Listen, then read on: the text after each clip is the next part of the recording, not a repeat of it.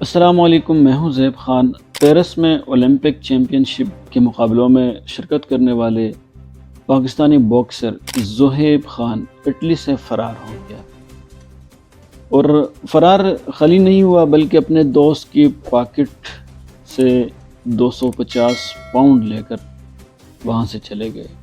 یہ خبر کون دے رہا ہے؟ یہ دے رہا ہے پاکستان باکسنگ فیڈریشن کی جو سیکرٹری ہے کرنل ناصر صاحب۔ اس نے تصدیق کی، خبر کی کہ یہ جناب جو ہے نا 250 پاؤنڈ لے کر فرار ہو گئے اٹلی سے۔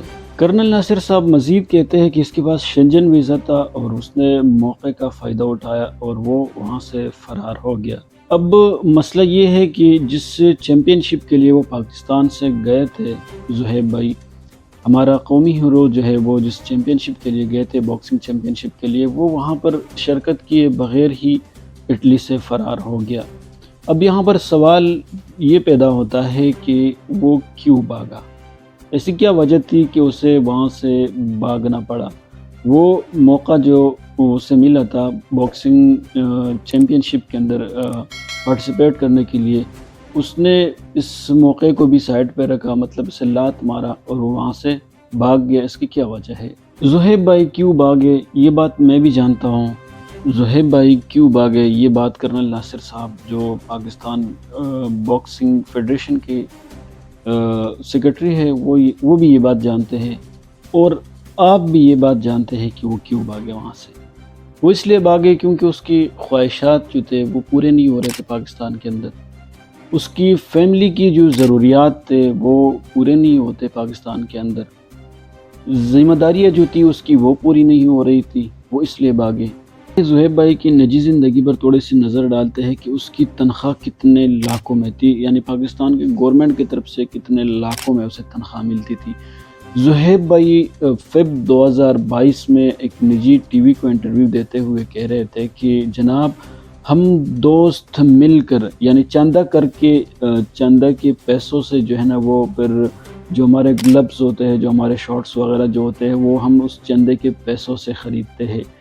یعنی یہ ہمارے اداروں کا حال ہے، یہ ہمارے فیڈریشنز کا حال ہے، وہ اپنے ہیروز کو کیسے رکھتی ہے۔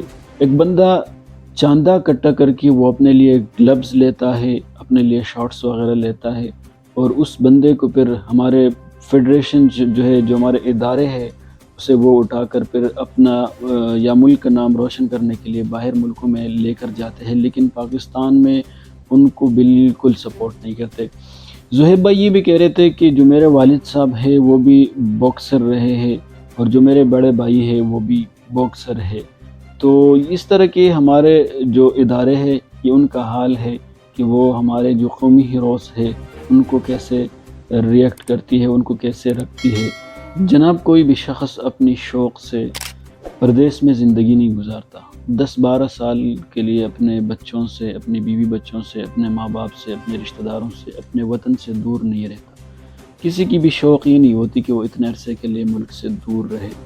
ان کی مجبوریاں ہوتی ہے، ان کے بچوں کے لیے، ان کی فیملیز کے لیے، خاص کر ہمارے پاکستان میں جو ہے نا یہ بہت زیادہ غربت جو ہے نا، اس وقت 70% لوگ جو ہے نا وہ غربت کی لکیر کے نیچے زندگی گزار رہے ہیں۔ یہ لوگ جو پردیس میں زندگی کاٹ رہے ہیں صرف اور صرف روٹی کے لیے زندگی کاٹ رہے ہیں، وہاں پر صرف اور صرف روٹی کے لیے اپنے بیوی بچوں سے، اپنی فیملی سے، اپنے ماں باپ سے دور رہتے ہیں۔